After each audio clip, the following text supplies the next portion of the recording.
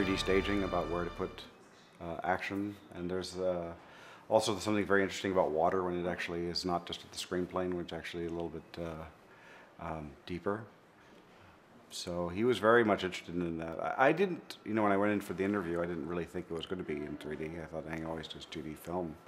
So this was quite a lot challenge for him, you know, who's, you know, had all the challenges. He has had a young actor, has water, has animals, has 3D, has digital. I mean, this is a whole new thing for Ang. But that's kind of what Ang does anyway. He does, all his movies are so different from each other. I mean, you know, they almost seem like they're a different director.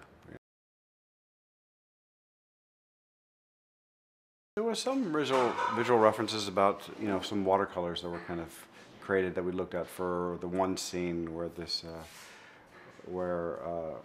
he writes the note and he throws it down into the water. I think it's in one of the trailers.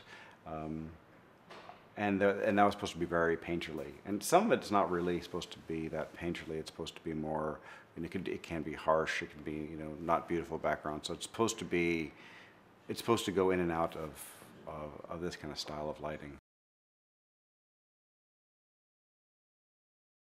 The whole movie was previs, so we had an idea where everything could be. And obviously, when the guy is with the tiger, that's not going to happen. So that was all CG. Either there was a guy running around in a blue suit, or you know, there's one scene where he says. Richard Parker were dying, and he's bringing the tiger on him, and that's just a blue stuffy. And that's probably the most amazing one, because he's combing his figures through the fur, and I think that's pretty outstanding. You know. But we did spend a lot of time blocking it. We would block on land before we go in the tank. We built a huge tank in Taichung. We basically took over an abandoned airport, and we built a 30 meter by 90 meter wave tank, and about 3 meters deep. And you know, Ang had all the engineers kind of build this thing, and I could make pretty much whatever weather you want in there: sunset, sunrise, cloud, smoke, dark, light. A thing, you know, we were able to open these giant doors to let real sun in, and also let sun in from the top as well. So we could have a very naturalistic environment.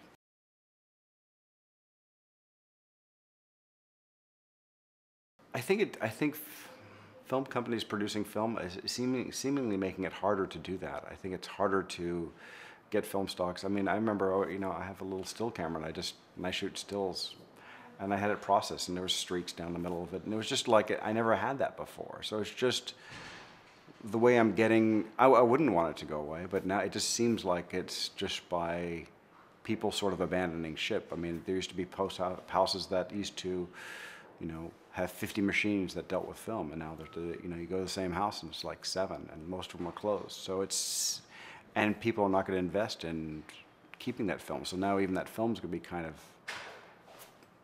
degrading. It's sad. I mean, just because of what I witnessed, you know, a little bit just from my little kind of experiences recently. But you know, I got to see on my next movie, can I get enough film to support the movie? And that's a question too. You know, can I get enough? If I do choose this path, can we finish the movie?